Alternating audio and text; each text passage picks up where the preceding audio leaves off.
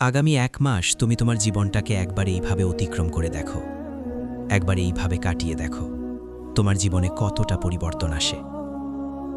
দেখো, আমাদের মনে একটা ইচ্ছা তো সবসময়ই জাগে। আমরা পরিবর্তন তো হতে চাই। প্রতিনিয়ত আমরা ভাবি কাল থেকে পরিবর্তন হয়ে যাব, কিন্তু কাল কখনো আসে না। আর কালের দোহাই দিতে দিতে আমরা নিজেরাই নিজেদেরকে যে কত বড় ধোঁকা দিচ্ছি, কত সময় ধরে ধোঁকা দিচ্ছি, তার কোনো আইডিয়া নেই। এখন একটা জিনিস পরিষ্কারভাবে বুঝে নাও, পরিবর্তন কোনো ম্যাজিক না, এটা একটা প্রসেস।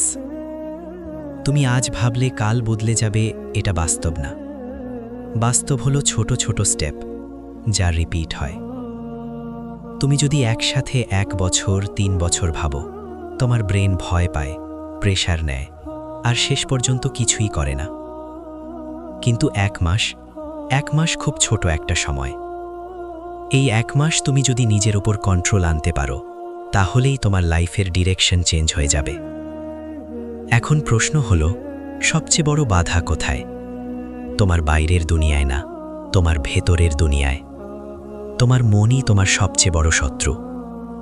কারণ মন সবসময় কমফর্ট খোঁজে। মন চায় সহজ রাস্তা, শর্টকাট, আরাম।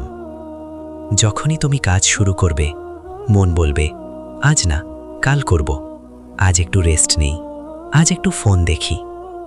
এই জিনিসগুলোই তোমাকে ধীরে ধীরে পিছনে টেনে নেয়। একটা সত্যি কথা বলি, তোমার শরীর যতটা ক্লান্ত হয়, তার থেকে অনেক বেশি ক্লান্ত হয় তোমার মন। কারণ তুমি তাকে এমনভাবে ট্রেন করেছ যে সময় নষ্ট করাই তার অভ্যাস হয়ে গেছে। তাই এখন যদি তুমি হঠাৎ করে প্রোডাক্টিভ হতে চাও, সে রেজিস্ট করবে, বাধা দেবে। এটাই নরমাল। তাই এখানে একটা রুল ফলো করতে হবে। যেদিন কাজ করতে ইচ্ছা করবে না, সেদিনই বেশি কাজ করতে হবে। কারণ ওই দিনটাই তোমার গ্রোথের দিন। এখন একটা প্র্যাকটিক্যাল সিস্টেম বলি। প্রথম 2 দিন নিজের সব খারাপ অভ্যাস লিখে ফেলো, যেগুলো তোমার সময় নষ্ট করে।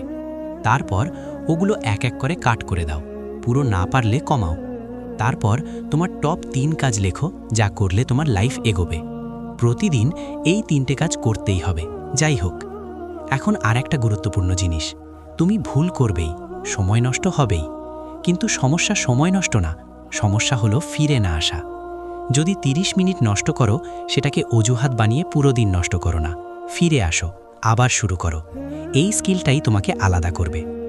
আর একটা বড় ভুল, মানুষ ভাবে ভাগ্যে যা আছে তাই হবে, কিন্তু সত্যি হলো তুমি জানোই না তোমার ভাগ্যে কি আছে। তাহলে চেষ্টা না করে বসে থাকা, এটা লজিক্যাল না।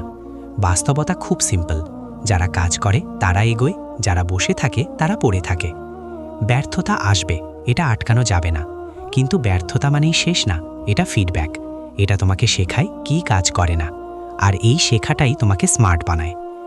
এই 1 মাস তুমি শুধু 5টা জিনিস করো।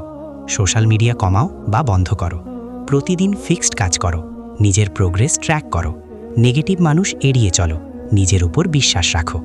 তুমি প্রথমে রেজাল্ট দেখবে না, কিন্তু 2 দিন সপ্তাহ পরে তুমি নিজেই বুঝবে তোমার ফোকাস বেড়েছে, তোমার এনার্জি বেড়েছে, তোমার কনফিডেন্স বেড়েছে, আর তখন কাজ করা সহজ হয়ে যাবে। শেষে একটা কথা মনে রেখো, মানুষ তোমার কথা দেখে না, মানুষ তোমার রেজাল্ট দেখে। আজ যারা তোমাকে নিয়ে হাসে, কাল তারাই তোমাকে রেসপেক্ট করবে, কিন্তু তার জন্য আজ তোমাকে কাজ করতে হবে। আগামী 1 মাস নেগেটিভ জিনিস থেকে দূরে থাকো, নেগেটিভ মানুষ থেকে দূরে থাকো, নিজের উপরে বিশ্বাস রাখো, পজিটিভ ধারণা রাখো, নিজেকে বলো, নিজেকে বোঝাও যে আমি পারবো। নিজের কাজকে সবথেকে বেশি গুরুত্ব দাও, কারণ এই কাজই তোমার জীবনটাকে সুন্দর করতে পারে।